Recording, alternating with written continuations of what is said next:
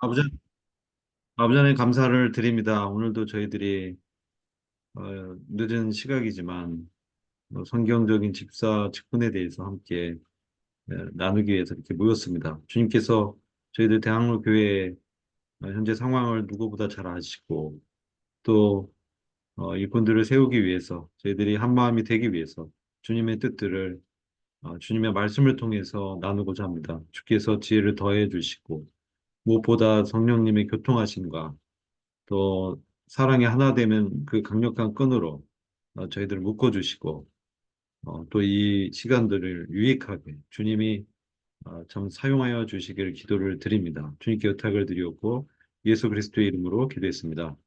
그러면 오늘부터 저희들이 그 교회 광고한 것처럼 성경적인 그 집사 직분에 대해서 예, 함께 공부를 시작하도록 하겠습니다. 총 그 6강이고요. 오늘은 1강, 성경적인 집사 직분의 기원에 관한 그런 부분을 함께 공부하는 시간이고요. 일단은 그 자료를 제가 공유하도록 하겠습니다.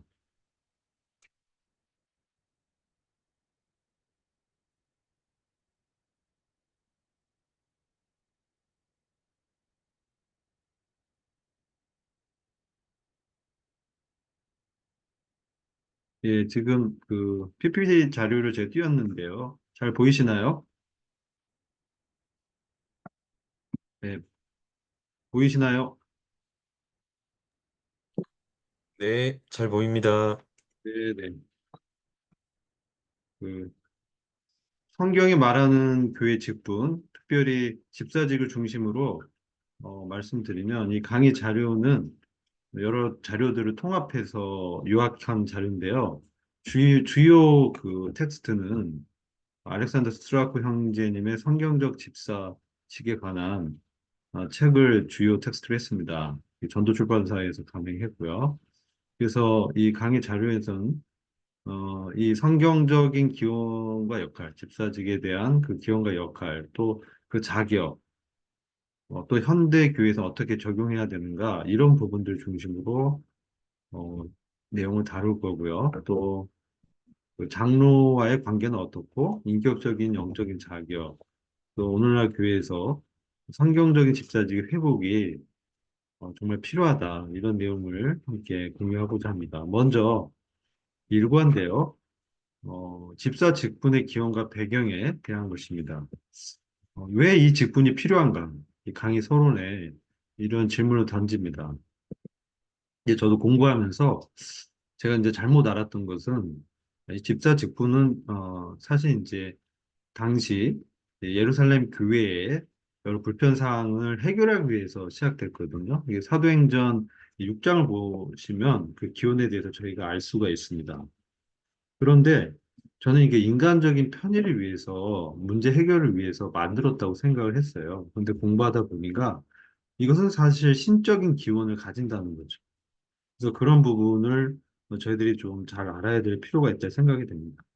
그러니까 집사 직분이라든지 이런 일꾼을 세우는 것은 사람의 편의보다는 몸된 교회가 어, 이제 건강하게 또 질서 있게 주님이 맡긴 그 사명을 위해서 세운다는 것이죠. 그러니까 그 기원 자체가 바로 머리 대신 주님의 교회를 세우는 거기 때문에 기원이 바로 신적이라고 얘기할 수 있고요. 특별히 신약 성경에는 두 가지 직분을 어, 명시합니다. 핵심 직분이 두 가지입니다. 장로와 집사입니다. 근데 이것이 그 역할과 자격이 구체적으로 다르다. 물론 이제 자격 부분 가면은 상당 부분이 비슷합니다. 아, 그래서 그 역할 부분을 위주로 이제 저희가 나눌 텐데요. 어, 초기 교회가 단순히 어떤 카리스마적인 은사에만 의존하는 그런 유기적인 공동체가 아니었다라는 것이 좀 중요한 것 같습니다. 우리가 사도행전 6장 1절을 보면은 5장 후반부에서부터 쭉 연결이 되는데요. 5장 후반부에 이제 교회가 날마다 모이면서 복음 전도가 원활하게 이제 이루어지는 그런 상황이 되어서 6장 1절로 넘으면서 그때라고 하면서 일곱 일꾼을 뽑는 역사적인 사건을 기록하고 있습니다. 그때 보면 그때 제자가 더 많아졌다는 것이죠. 제자가 더 많아져서 어, 헬라파 유대인과 그들 저 과부들이 있었는데 또 헬라파 말고 어, 히브리파 유대인 그래서 두 부류의 어떤 갈등이 있었어요. 그래서 그런 부분을 해결하기 위한 처음에 이렇게 기원이 됐다. 이것은 다 아실 겁니다. 근데 그런 부분을 이렇게 보면서 이게 어떤 우리 교회가 초대교회 시절에 성령의 어떤 강력한 역사만 의존하는 어떤 유기적 공동체가 아니고 실제로 이 질서 있는 구조를 이렇게 갖춰가는 것을 말씀하면서 그것이 왜 이게 신적인 기원이다라고 말씀드리냐면은 어, 이 사람들을 이렇게 임명하고 천거받고 이렇게 선택할 때에 성령과 지혜가 충만하다. 이런 표현이 나옵니다. 3절, 6장, 사도행전 6장 3절 보니까. 성령과 지혜, 성령님 어떤 충만한 가운데 있는 그러한 분들을 이렇게 임명하게 되거든요. 그러니까 이것은 단순히 인간적인 어떤 뭐, 그, 어떤 자격, 외모 그거보다는 특별히 성령님의 충만함이 자격이 됐다. 이것을 봤을 때 이것이 참 중요하다. 그래서 그 성령님의 어떤 그 인도 아래서 이것이 질서가 이제 잡혀져 가는 이런 것들을 보게 돼서 이것은 주님의 교회에 맡긴 사명을 이루기 위해서 이 직분이 필요했다. 이렇게 이제 정리를 하면 되겠습니다. 좀 전에 말씀드렸는데요. 이 예루살렘 교회에 찾아오는 위기, 이게 이제 요약되어 있는데 오순절 그 역사 이후에 예루살렘 교회가 놀랍게 성장해서 제자 수가 많아졌고 이런 양적 성장이 실질적인 문제를 초래했는데 갈등이 생긴 거예요. 그래서 헬라파 유대인과 히브리파 유대인들이 사실 이제 언어라든지 문화가 굉장히 달랐습니다.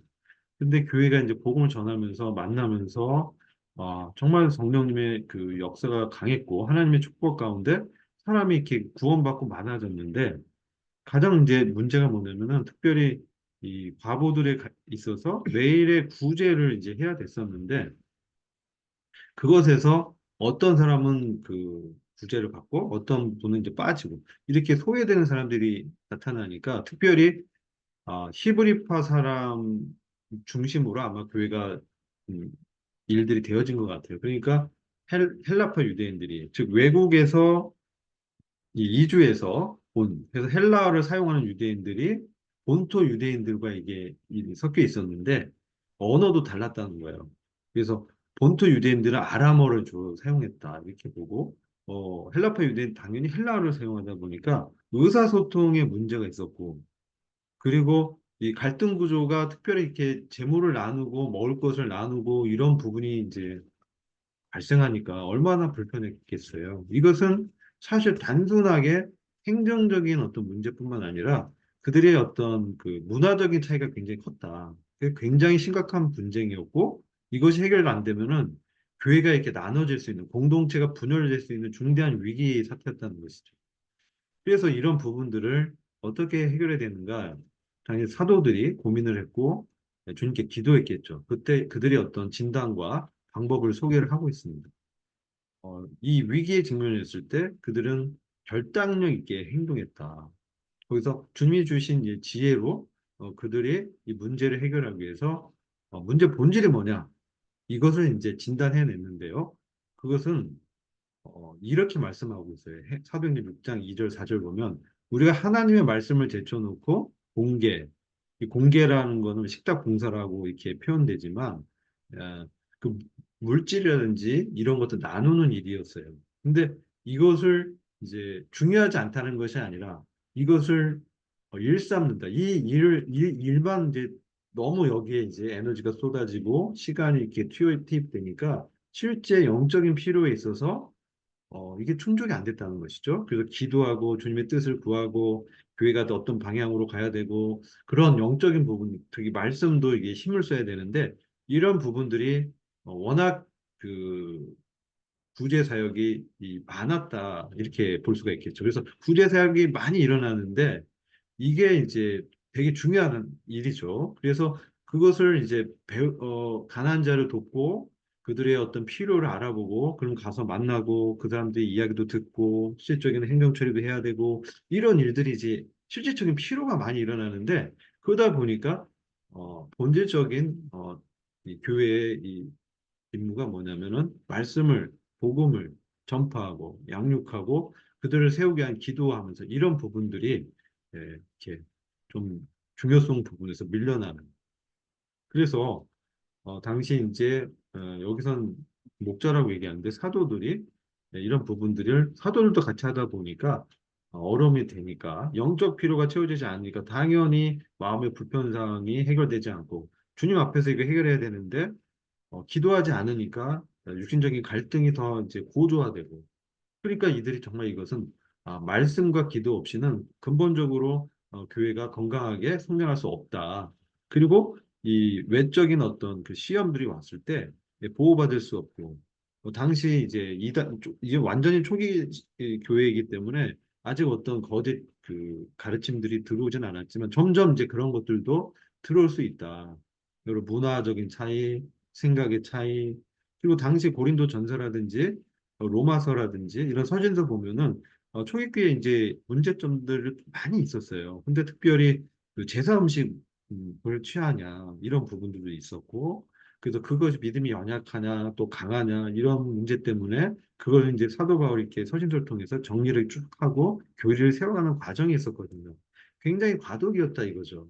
그래서 이런 부분에 있어서 이것들을 전문적으로 이걸 해결하고 정말 그 성도들의 필요를 듣고 상담도 해주고 행정 절차를 해줄 그런 일들이 참 중요한 일인데 이것을 이제 정말 더 이제 정말 전문적으로 잘 해줄 그러한 일꾼이 필요했다 이런 말씀이죠. 그래서 사도들이 이렇게 말씀을 했고 진단했습니다. 그래서 해결책으로는 아 새로운 일꾼을 세워야 된다. 그래서 이 당시는 사도행전 입장에 집사라는 호칭이 없었어요. 이것은 후대에 생겨진 겁니다. 서신들 보면은. 그래서 7명의 새로운 일꾼을 임명하면서 교회 그 사역을 두 종류로 명확히 분리시켰어요. 그러면서 어, 이 기도와 말씀 선포는 그 사도들이 전담을 하고 또 실질적인 봉사와 구제와 이런 사역은 여기는 자비 사역이라고 우리가 이제 호칭할 수 있겠어요. 자비의 사역. 즉, 교회가 뭡니까? 하나님으로부터 사랑을 받고 구원받은 사람들이 모여서 교회를 이루는데 우리가 받은 그 은혜, 긍휼함 이것을 나누는 거죠. 이것은 이제 디스펜세이션이라고 합니다. 배분하는 겁니다. 여긴 지혜가 필요하고 영적인 감각이 필요하고 직관도 필요하고 또 이 상담 능력도 필요하고 실질적인 어떤 에너지가 들어가고 굉장히 이게 굉장히 힘든 일이죠. 그래서 이것을 맡아서 할 사람들을 7명을 뽑았는데 아까 말씀드린 것처럼 회중 가운데서 어, 이제 추천을 받았어요. 그러니까 하나옆에서 그동안 이제 막 그 복음도 전하고 그 사람들을 이렇게 돌보고 말씀도 전하고 이런 사람들이 있었을 거지 않습니까? 거기서 성도들이 이제 성령과 지혜가 충만하고 평판이 좋다. 칭찬을 듣는 7사람을 이제 택하게 됩니다. 그리고 사도들이 이제 같이 겸해왔던 이 중요한 사역을 자비 사역을 이제 떼에서 그 7명에게 위임하게 됩니다. 그러니까 이것은 뭐 하등한 일이거나 중요하지 않은 일이 아니라 매우 중요한 교회의 기본적인 일이었는데 이 일을 이제 하기 위한 전문적으로 할 일꾼을 세우는 것이죠. 이렇게 이제 해서 이것이 예, 디아코노스라고 불리진 않았습니다. 후대에는 이게 불리게 되는데 바로 이것이 디아코노스라고 불리는 집사직의 원형이 됐다. 이렇게 이제 말씀을 하고 있고요. 그래서 이들이 어떤 임무와 역할을 했냐면은 세 가지 일을 했는데요. 재정과 물품을 관리했다. 그러니까 구제를 위한 이 재정과 물품의 수집 관리를 담당을 했고요. 이게 이제 이게 매우 중요하죠. 이 재정은요, 또 물품의 관리는 이게 잘못되면요, 어떻게 되겠습니까? 교회의 중요한 자원이 이제 빵꾸가 날 수도 있고, 비용이 그냥 과다 지출될 수도 있고, 그러니까 이건 교회에 이제 실질적인 문제가 생길 수 있죠. 그렇기 때문에 이런 일이 굉장히 중요했고, 그것을 수집하고 관리하는 것이 하나의 큰 일이었고요. 근데 또 중요한 일은 뭐냐면, 이것을 공정하게 이제 분배하는 일이 또 중요하겠죠. 이게 뭐 우리 말로 운용하는 거죠. 자원을 운용하는. 그것도 공정하게 차별 없이. 근데 이것은요, 참 쉽지 않은 일이에요. 이거 어떻게 사람들의 그 형편을 잘 봐서 공정하게, 예, 정의롭게, 주님의 뜻에 합당하게, 이게 지혜가 많이 필요하죠. 기계적으로 되어지지도 않고, 이것은 뭐 매뉴얼이 있는 것도 아니고, 당시에 성경책에 쓰여져 있는 것도 아니었죠. 그러니까 성령님의 어떤 충만한 지혜가 필요했던 거예요. 그래서 그것을 이제 하는 역할이 있었고, 그리고 이것이 운용하고 제대로 되어지고 있는지를 또 감독하는 일, 이런 사역을 감독하는 역할도 했다는 것이죠. 그러니까 이걸 위해서는 뭡니까? 공적인 직분이 필요했던 것이죠. 그냥 물론 이것을 은사 있는 분들이 할 수 있지만 이러한 감독의 역할까지 하기 위해서는 이 공적으로 이 직분이 세워져야 될 필요가 있었고 그래서 사도들이 기도와 안수를 통해서 공식적으로 그분들을 임명했다. 이건 그래서 그 직분이라고 우리가 부르죠. 교회에서 중요한 핵심 직분은 공인된 역할하는 사람. 그래서 뭐 타이틀이라고 하지만 그래서 장마 집사가 있는데 어떤 분들은 뭐 타이틀이 중요합니까? 우리가 다 이렇게 일을 할 수 있는데요. 물론 그렇습니다. 근데 이 우리 회중 또 교회가 이게 수가 적으면 뭐 30명, 뭐 50명 이렇게 작으면 그것들이 없어도 이게 잘 되어져요. 근데 수가 많아지고요. 사람들 피로가 계속 생기고 문제가 생길 때는 이 공인된 직분 이게 참 중요하다는 것을 보게 되죠. 왜? 질서와 권위와 하나님의 뜻에 따라서 이것을 어, 정리를 해줘야 되는데 그게 이제 그럼 누가 정리하냐? 바로 이 직분자가 뭐 물론 이제 다른 분이 하실 수도 있지만 그래도 성도들이 그런 역할에 맞다라고 기도하면서 성령과 지혜가 충만한 사람을 이렇게 임명한 거잖아요. 세운 거잖아요. 그러니까 그분의 말을 이렇게 듣게 되는 것이죠. 그래서 이것은 어떤 서번트, 서비스, 봉사 역할이지만 그런 일을 감독하는 그 역량이 필요했었고 조종의 역량이 필요했었고 또 이분들의 말을 또 성도들이 잘 수긍하고 들어야 된다는 것이죠. 네, 그래야 이제 일이 원활히 되겠죠. 그래서 그 7명이 그런 임무와 역할을 했다. 물론 그들 중에 빌립이나 스테반 이 형제님들은 전도의 은사도 있었고 강력하게 그 경고하고 대언하는 말씀의 사역도 하셨어요. 그래서 이 직분과 또 은사는 다른 겁니다. 지금 우리는 직분을 얘기하는 거예요. 집사의 직분은 이 일을 행하지만 그 은사는 말씀을 가르칠 수도 있고 교사 일을 할 수도 있고 여러 은사는 이제 다양한 은사가 있는 것입니다. 그러나 교회에서 공식적으로 어떤 일을 맡겼는데 그것은 이런 집사의 직분 일을 감당하는 것이죠. 그러니까 은사와 직분이 다르지만 공존하고 병행한다. 이렇게 이해하시면 되고요. 그래서 그럼 기초 원리 이것은 이제 어떤 그 원리에서 되어졌느냐, 존재 이유와 핵심 원리가 뭐냐 했을 때, 당시에 목회자 일을 한 게 사도였죠. 사도. 현재 이제 장로들이 그 일을 하고 있지만, 그래서 현재로서는 이 목회자 장로들을 돕는다. 이 돕는다라는 게 무슨 뭐 옆에서 그 헬퍼로만 한다는 것이 아니라 이런 거죠. 이 일도 장로의 일인데, 어, 성도의 수가 많아지다 보니 정말 그 말씀과 기도의 일을 다 못하니까 이 일을 이제 집사 일꾼 형제님들이 감당해 줌으로써 자연적으로 목회자 장로는 그 말씀과 기도에 전념할 수 있는. 그래서 이 돕는다는 것은 역할을 구분해서 다 그 역할을 맡아줘서 한다는 뜻이에요.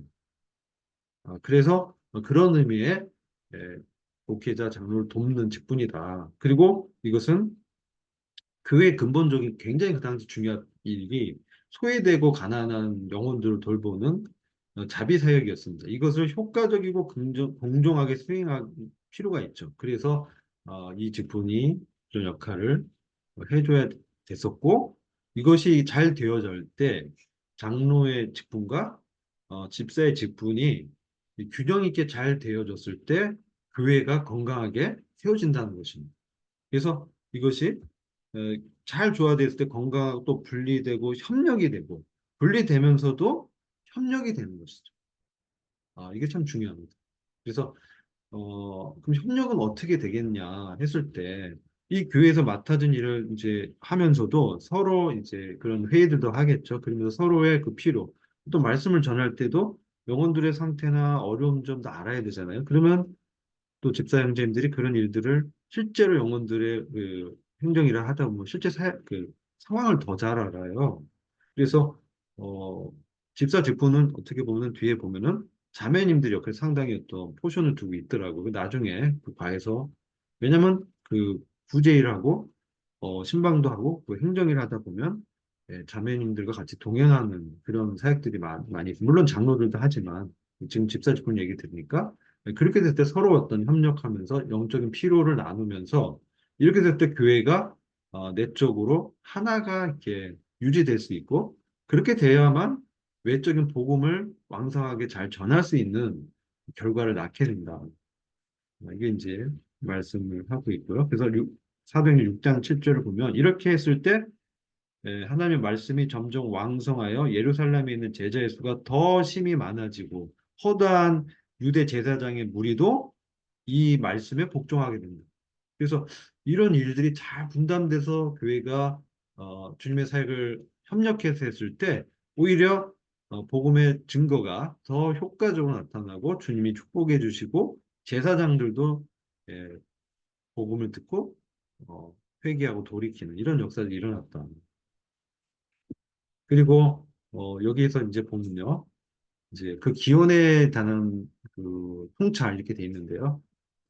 이게 사실은 뭐 집사라는 직분의 호칭은 없었지만 이 기능적 기원이라고 볼 수 있습니다. 그들이 집사라는 명칭으로 불리지 않았지만 이게 나중에는 공식화된 집사직의 원형이 되었고 교회 역사를 보면 일곱 사람의 선택이 단순한 임시 반편이 아니었고 성령의 인도함에 따라서 이루어진 중요한 교회의 어떤 구조의 발전이었다. 그래서 이 당시 문제를 해결했던 이 구조 체제가 쭉 이제 교회 안에서 자리 잡고 교회가 점점 이렇게 더 건강하게 세워졌다. 이게 효율적으로 주님의 일을 감당했다는 것이죠. 그래서 교회 내 직분의 적절한 구분과 협력이 되어졌을 때 교회가 건강하게 성장할 수 있다. 이렇게 말씀드릴 수 있습니다. 그리고 집사직의 실천적 함이다. 그 깊은 어떤 영적 의미가 있다는 것이죠. 그래서 이 기원을 우리가 이해할 때 단순한 역사적인 어떤 히스토리를 아는 것을 뛰어넘어서 오늘날 우리가 교회에도 적용할 수 있는, 실천할 수 있는 영적 어떤 의의가 있다는 거예요. 그래서 교회가 성장할 때 필연적으로 여러 문제가 있습니다. 우리들이 이제 모임에서도 교회가 성장할 때 이 성장통이라고 하죠. 그래서 여러 사람들이 모이다 보니까 너무나 다르고 그러니까 이제 갈등이 있죠. 그래서 이 소통의 문제가 가장 핵심적인 것 같아요. 여기서 아람어와 그 헬라어, 히브리파와 그 헬라파 유대인들의 갈등이 그 소통에서 이렇게 발생했잖아요.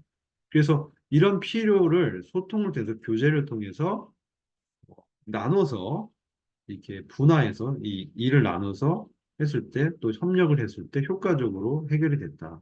현대 교회 목회자들이 오늘날 이제 일반 교회 보면 목회자들, 목사님이라고 호칭하는데 이 목회자들이 행정과 물질적 필요에 과도하게 이제 됐을 때는 본질적인 어떤 말씀과 기도를 못하고 교회가 이제 힘을 잃고 매몰되면서 점점 붕괴되는 그래서 이제 분열하게 된 것을 저희들이 이제 보게 되는데요. 그래서 이 집사의 직분은 교회에 나중에 나오지만 심장의 역할을 한다. 이렇게 표현합니다. 집사의 직분은 교회의 심장의 역할을 한다. 그래서 심장이 이게 뭐예요? 피를 공급하잖아요. 계속 활동하면서 피가 이 공급될 때 영양분이 각 세포와 기관에 이 전달이 되는 거잖아요. 그래서 이게 너무나 중요한 거예요, 기능이. 그래서 이 집사의 직분이 물질적, 이 실천적 이런 필요를 줬을 때 실질적인 영적 리더십이 세워지고 교회가 균형이 잡혀진다. 그리고 우리가 오늘날 더 이제 문화가 다양해지고 배경이 다르고 그쵸? 그다음에 어떤 어 지역도 다른 지역에서 온 사람들 이런 사람들이 많잖아요. 저희 대학로교회도 그렇습니다. 그래서 사실 우리는 사실 깊이 있게 사실 어떤 상대방의 문제를 이렇게 같이 교제할 필요가 사실 있습니다. 근데 우리의 시간과 몸의 어떤 제한 때문에 이런 게 이제 갈등이 있어도 잘 소통이 안 되고 또 그러다 보면 의도치 않게 소외가 되는 문제도 있죠. 그래서 이게 공정성도 문제가 될 수도 있고 실질적인 어떤 이 자비사역, 그 교회의 필요를 이렇게 분담해서 해결해 주는 이것들이 안 되어지는데 그래서 집사의 직분은 이런 문제를 직접 해결하기 위해서 필요하다. 이렇게 말씀드리고 있습니다. 여기까지 저희가 이제 쭉 전체 일과 성경적 집사직의 기원, 그 역할, 이를 살펴봤습니다. 여기까지 이제 하고요. 이제 이후의 시간은 그 윤혁 형제님께서 저희 이제 5문제가 있는데요. 그이 문제, 학습 및 적용 문제를 풀어주면서 좀 더 쉽게 설명을 해 주실 겁니다. 여기까지 해서 일과 강의는 마치겠습니다. 20분 지나서 제가 다시 정리 차원에서 어, 다시 이제 나머지 10분을 사용하겠습니다.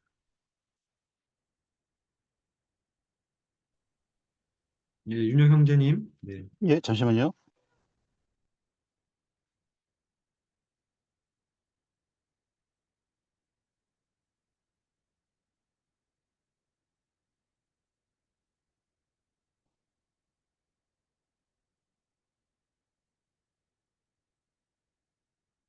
그 파일을 좀 찾으려고 하는데 아까 연습할 때는 파일을 바로 찾았는데 이게 또 안 보이네요.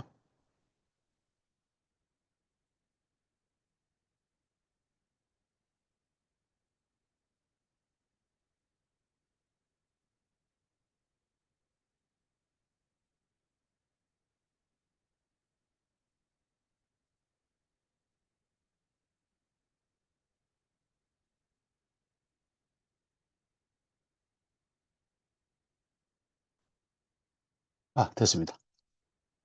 그 파일 잘 보이세요? 네, 보입니다. 네, 예, 1번부터 보겠습니다. 제가 문제를 정확하게 이해를 하고 답을 쓴 건지 모르겠는데 일단 뭐 제 식으로 문제를 해석해서 어, 준비한 거니까 어, 그냥 그렇게 이해하시면 될 것 같습니다. 1번 문제 보시면 신약 성경이 장로와 집사 같은 특정 직분과 그 자격을 명시하는 것 자체가 초기 교회의 성격에 대해 무엇을 시사한다고 할 수 있습니까? 사실 이 문제를 제가 정확하게 이해를 하지는 못했고요. 제가 이해한 대로 이제 설명을 드리면, 초대교회 흐름을 보면 이 초대교회는 예수 그리스도 11명 제자와 더불어 그분의 부활하신 목회가 약 120명의 제자들로 시작되었고, 오순절 날 성령의 강림으로 많은 수의 사람들이 교회에 더해지게 되었습니다. 그래서 이들에게 하나님의 말씀을 가르쳤던 것은 어, 그 새로 더해진 마띠아와 더불어 12사도의 주된 역할이었으며 이들이 후에 하나님의 말씀을 전하는 일에 전념하기 위해서 이 성도들을 물질적으로 돌아보는 일에 힘쓸 7명을 세우게 됩니다. 이러한 과정을 통해서 이후에 생겨난 각 지역 교회들의 사도의 역할을 하는 이 장로들과 더불어 이 집사들을 세웠음을 볼 수 있는데요. 빌립보서 1장 1절에 보시면 이렇게 직접적으로 그 장로와 이 집사에 대해서 이렇게 언급하고 있고, 단 이제 이 사람들을 세우는 데는 자격 요건이 있었고, 그러한 자격 요건을 충족하는 사람들을 세워서 교회를 섬기게 하였던 것을 볼 수 있습니다. 이러한 직분을 가진 장로들과 집사들은 모든 성도들과의 수직적인 관계가 아닌 수평적 관계를 가진 초기 교회의 리더로서의 각각 역할을 수행하였습니다. 예를 들면 이제 장로의 직분은 이 교회를 전체를 돌아보면서 하나님의 말씀을 가르치는 일을 주로 했고요. 집사들은 섬기는 자, 이 동역자로 묘사되고 장로들과 동역하며 성도들을 섬기고 가르치며 이 돌아보는 일을 주로 하였습니다. 이 장로와 집사의 자격 요건은 이 디모데전서 3장에 보시면 잘 나와 있고요. 자격 요건이나 역할들이 명확하게 기록된 것으로 보아 이러한 직분이 교회 내에서 중요하고 또 중추적인 역할을 하였고 또 에베소서 4장에 나와 있는 말씀처럼 이 성도들을 온전하게 하고 그리스도의 몸을 온전히 세운 일에 헌신하였던 것을 볼 수 있습니다. 이게 초기 교회 성격에 대해서 무엇을 시사한다고 할 수 있습니까? 에 대한 답이 특별히 뭐 지적할 뭐 질문 이런 거 없으면 2번으로 넘어가도록 하겠습니다.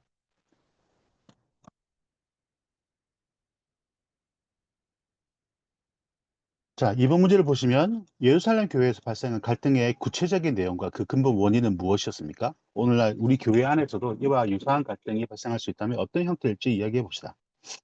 이 사도행전 6장 1절을 보시면 어, 이 갈등의 원인이 나와 있는데 이 당시 예루살렘 교회에는 다수의 히브리파라고 불린 유대인과 어, 소수인지 정확하게 모르지만 그 소수라고 봤을 때 이 헬라파라고 불린 유대인이 함께 있었고 이 사도행전 5장 42절 말씀처럼 이 사도들의 증거로 이렇게 많은 수의 제자가 더해짐으로 인해서 이 헬라파 유대인의 과부들을 섬기는 일이 누락되는 일이 발생했습니다.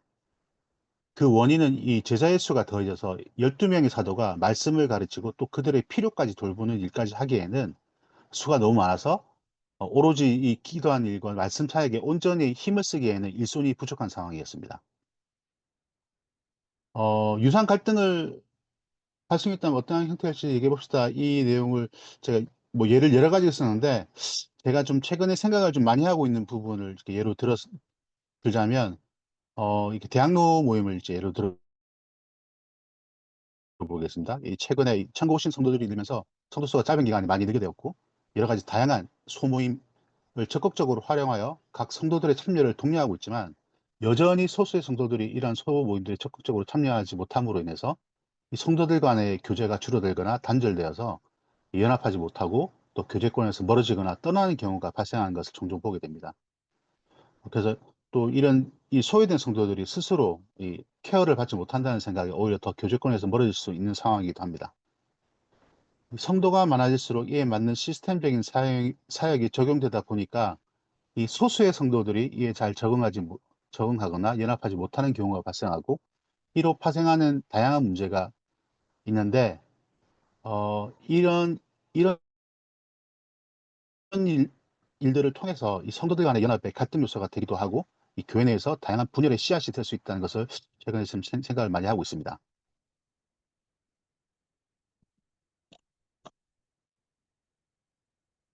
3번 문제 보시겠습니다.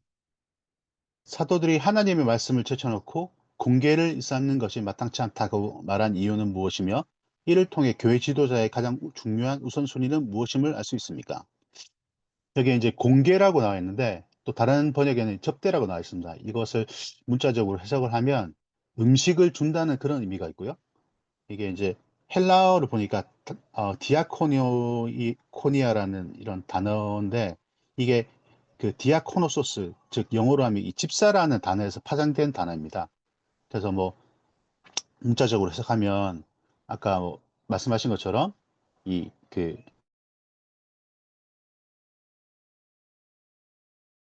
테이블, 탁자에서 섬긴다. 웨이팅 어떤 의미로는 섬김, 뭐, 사역, 구제 사역, 그다음에 어, 약간 구제, 섬김 이런 것들을 다 함의하고 있다고 합니다.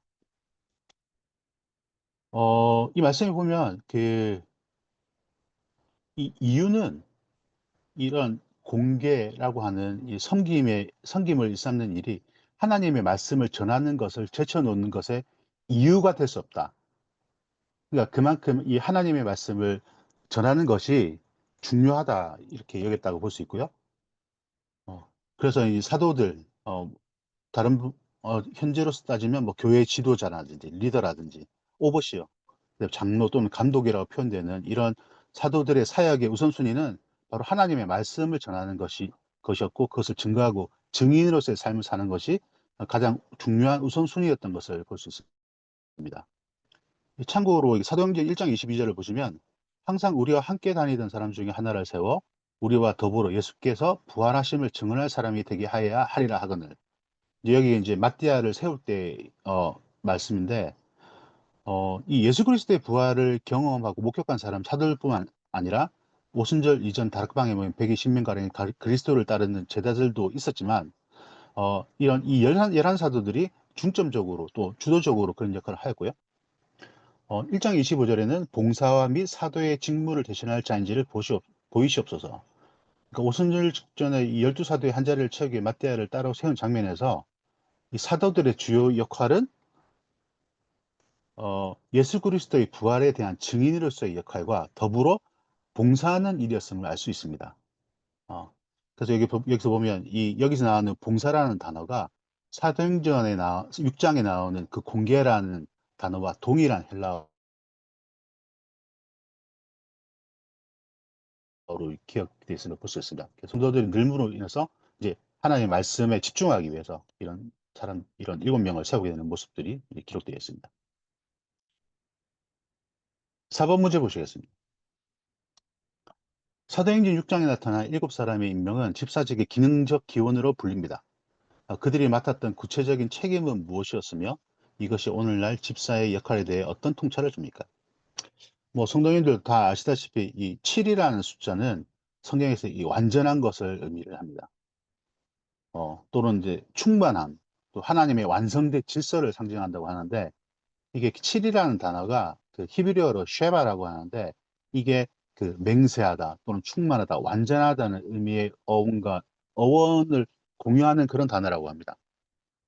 그래서 이 하나님의 언약과 완성된 창조 질서를 나타내는 대표적인 상징이기도 한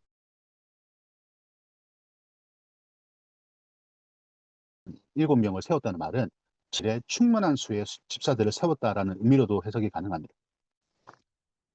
이 집사들의 구체적인 책임은 이 사도행전 6장 3절에 보시면 이 일이라고 나와 있는데요. 이것이 이제 다른 말로 적대 공개라고 나와 있고 또 serve tables라는 단어로 표현되어 있는데 이게 좁은 의미로는 교회의 성도들을 물심양면으로 섬기고 그들의 필요를 채우는 역할을 주도적으로 하는 것이고 이 넓은 의미로는 그 당시 사도들이 예수 그리스도의 부활의 증인으로서 하나님의 말씀을 전하고 기도에 전념하는 일 외의 모든 일에 대한 책임을 가졌다라고도 말할 수 있을 것입니다.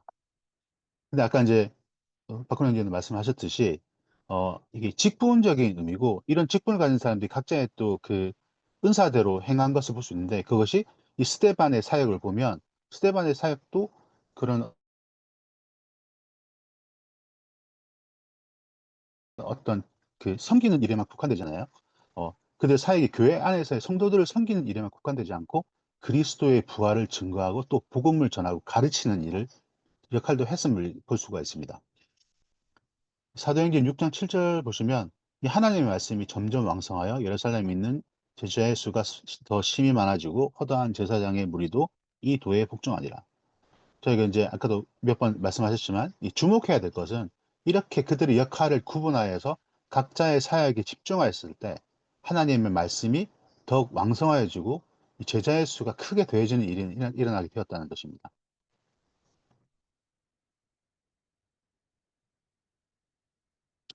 5번 문제를 보시겠습니다. 이거는 토의해 보시라고 한 거라서 이거는 뭐 이후에 각자 어떤 의견들이나 이런 것들을 좀 말씀하시면 좋을 것 같은데요.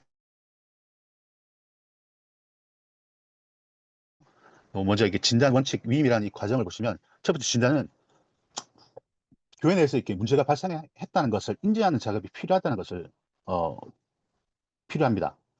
사도행전 6장 1절처럼 이 구제에 빠진 헬라파 유대인들의 과부의 필요에 대해서 사도들이 인지를 했었습니다.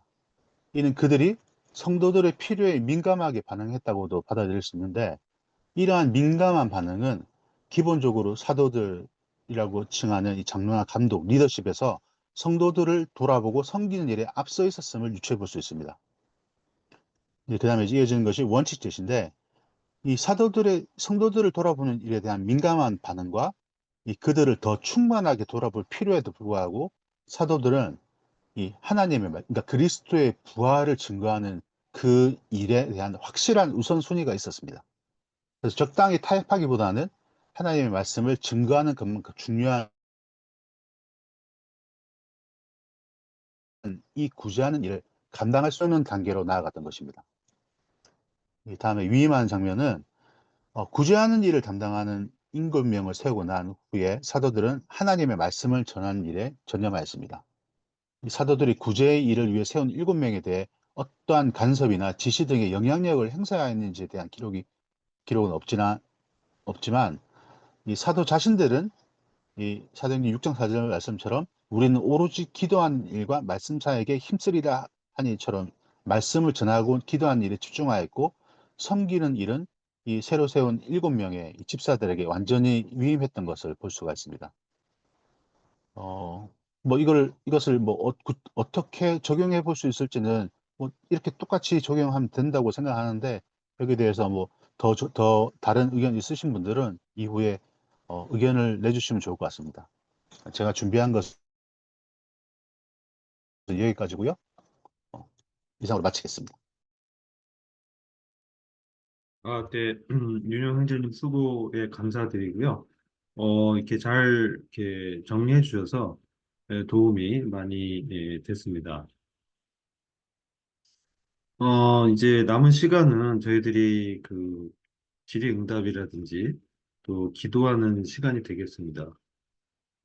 혹시 이제 저희들이 지금 일과를 함께 나누는데요. 혹시 뭐 좀 이런 부분은 좀 더 우리가 좀 더 알아야 되겠다 또는 좀 잘 이해가 안 된다 이런 부분 혹시 있으신지 그러면 좀 말씀을 해 주십시오.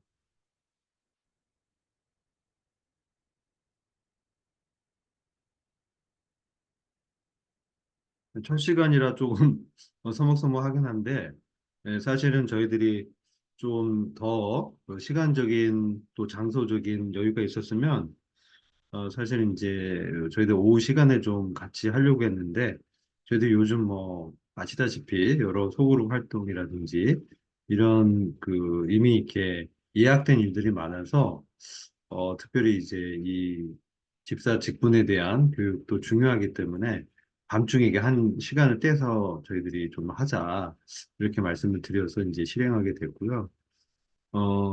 뭐, 우리가 이제 이런 집사 직분에 대한 정확한 성경적인 의미, 그다음에 적용을 알 때, 아까 이제 사도행전 6장 7절의 말씀처럼, 어, 이, 이게 뭐냐면은 결국 역할을 더 잘하기 위해서 구분해서 하는 것이지, 나중에 이제 나중에 다른 과를 공부하시다 보시면, 집사직이 어떤 하위 어떤 직분이나 열등한 일이 아니고, 무슨 그런 또 달리 무슨 큰 위원회나 감독 이런 것은 아니다.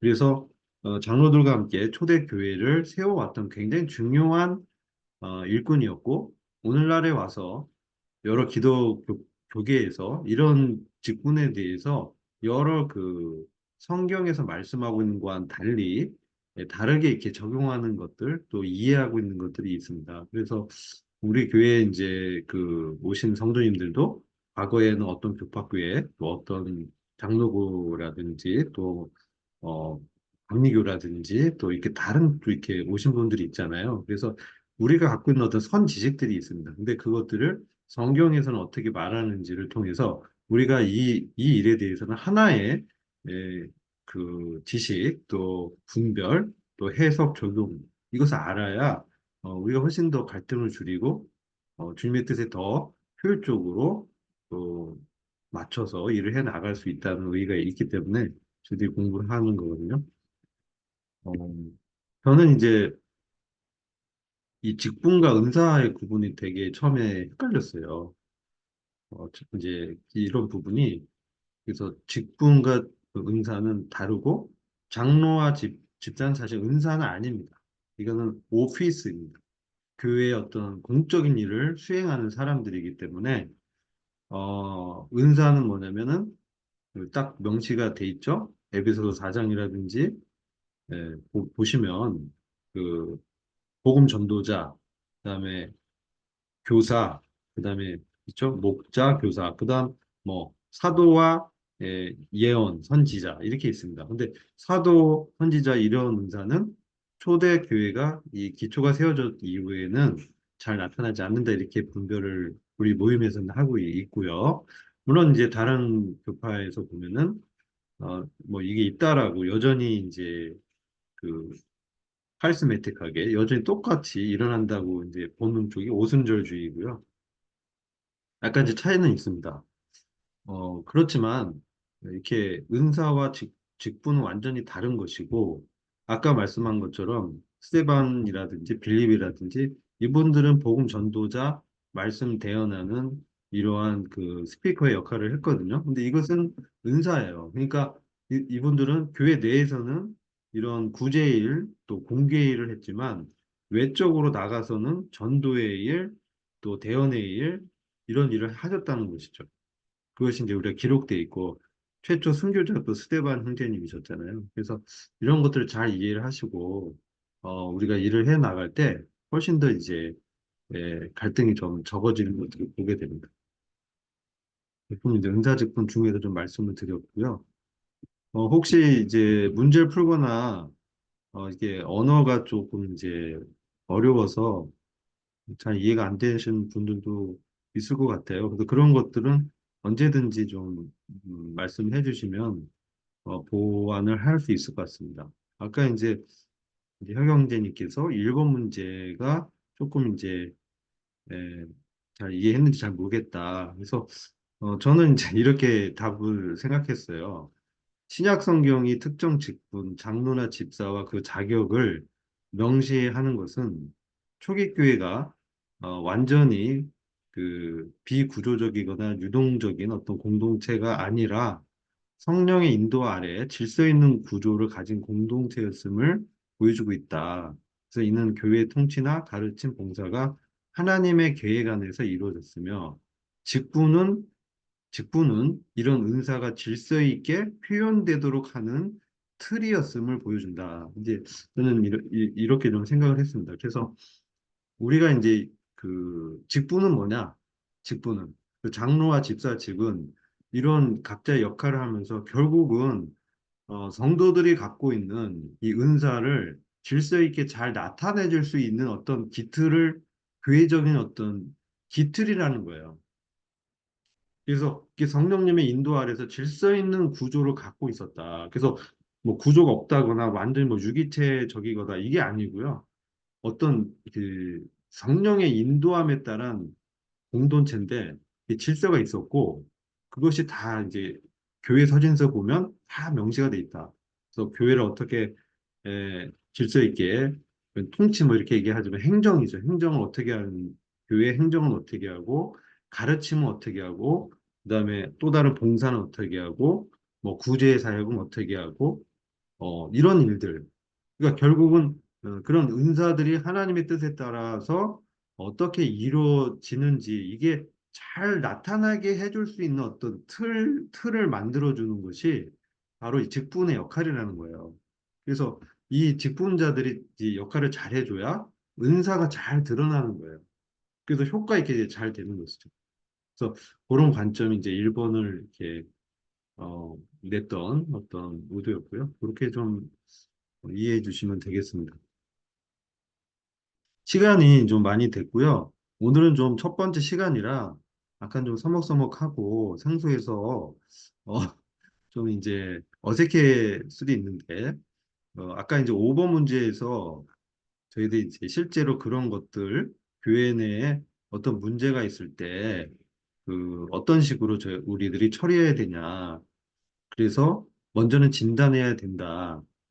그래서 교회에 어떤 지금 그 문제가 있잖아요. 그랬을 때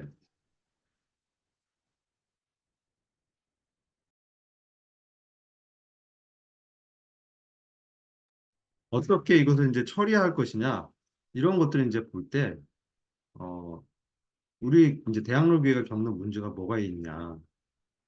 아까 이제 형제님도 말씀해 주셨는데 새로운 성도들이 왔을 때 우리가 영적 성도들이 요즘 많이 이렇게 늘어나고 있습니다. 근데 우리 새 가족이라고 한번 표현해 보면 새 가족이 이렇게 오셨는데 이 정착할 때 교회 성도들과 교제하고 이게 참 쉽지 않은데요. 어려움이 있습니다. 그 어떤 특정 부서가 있는데 일이 너무 많은 경우도 있고요.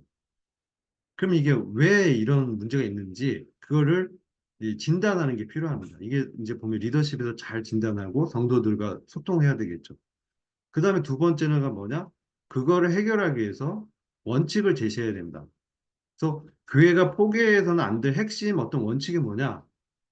예를 들어 성도를 이렇게 성도는 우리가 돌봐야 된다. 당연하지 이게 원칙이잖아요. 그러면 이걸 해결하기 위해서 핵심 어떤 가치가 뭐냐? 이런 것들을 이제 확인하고 그 다음에 이제 해결을 어떻게 할 건지 실천적인 부분을 위해서 세 번째 그 문제를 가장 잘 해결할 수 있는 신실하고 지혜로운 분들, 이거는 뭐 장로나 이제 집사 직분 가진 분이 아니더라도 그런 분들을 이제 이런 직분자들이 잘 이렇게 보시고 그 책임 위임해서 구조화해서 일을 잘할 수 있는 그런 틀을 만들어주는 거죠. 그래서 무슨 새가족부라든지 영접팀이라든지 우리가 전도 요번에 할 때 보면은 뭐 영접하는 그런 팀을 이렇게 만들고 봉사팀을 만들고 그래서 이런 일들이 원활하게 되어질 수 있도록 이제 하는 것이 우리가 어떤 문제를 푸는 어떤 관계를 오늘 우리 과에서는 일꾼을 세우는 과정에서 보여주고 있다는 거죠.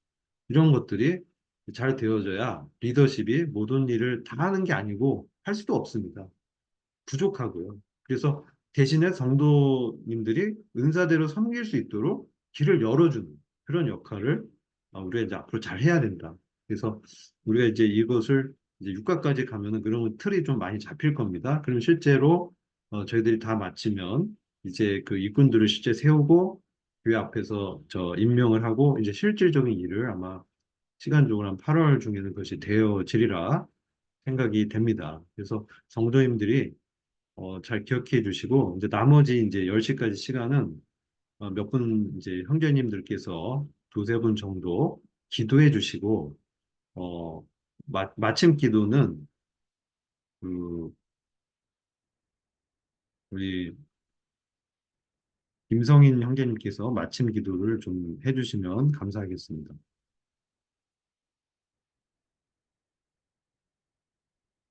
네, 제가 먼저 기도하겠습니다. 한 두세 분 정도 기도해 주시고요. 네, 이제 성인 형제님께서 마무리 기도해 주시면 되겠습니다. 아버지 하나님 감사를 드립니다. 오늘 저희들이 첫 시간 성경에서 말씀하는 집사 직분에 대해서 함께 나눴습니다. 주님 저희들의 이 과정이 저희들의 단순히 아는 것에 그치지 않게 하시고 주님이 피를 값을 치르시고 사실 몸된 교회가 주님의 뜻대로 세워지고 맡긴 일들을 잘 감당할 수 있는 그러한 기초가 될 수 있도록 주님 역사해 주시기를 간절히 기도를 드립니다. 주님 특별히 참 저희들이 기도하고 있는 여러 집사 일꾼 형제님들, 이 형제님들을 위해서 기도합니다. 그 가정을 지켜주시고 주님께서 역사해 주셔서 이 일들 잘 감당할 수 있도록 지혜를 주시고 능력을 주시고 또 충성됨을 더욱 주셔서 맡은 바 일들을 잘 감당하여 주님의 몸된 교회가 잘 세워질 수 있도록 주님 역사해 주시기를 간절히 기도를 드립니다. 또한 더불어서 이제 저희들이 참 6월 28일과 29일 양일간 복음 집회를 계획하고 있습니다. 주님 저희들이 참 생각하고 있는 구조자들을 주님 기억하시고 이 구도자들이 참 구원을 얻을 수 있도록 주님 인도해 주시고 특별히 초청을 했을 때 잘 받아들이고 초대 응해서 복음을 들을 수 있도록 주님 역사해 주시기 기도합니다.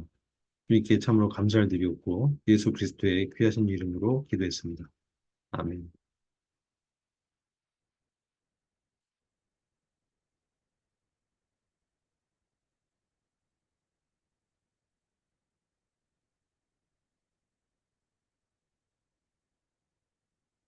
없으시면 기도하고 마무리하겠습니다.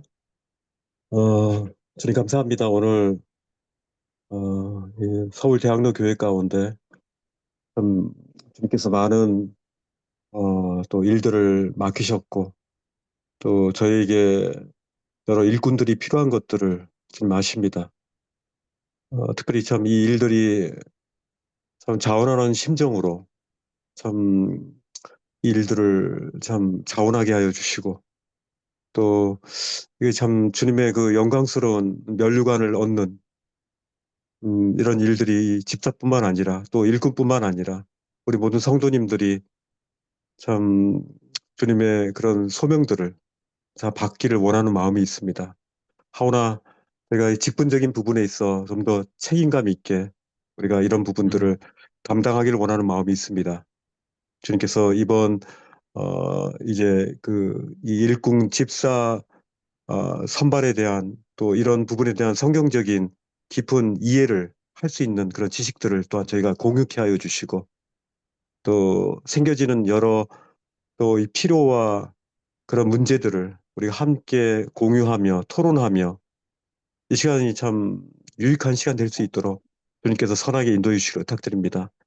이제 시작이 오니 주님께서 매주 참 힘든 시간이고 지친 시간이지만 또 이 시간이 또 유익하고 좀 즐겁고 만나고 싶은 그런 모임이 될 수 있도록 이 앞으로 남은 5회의 이 만남들을 주님께서 인도해 주시기를 참 의탁을 드립니다.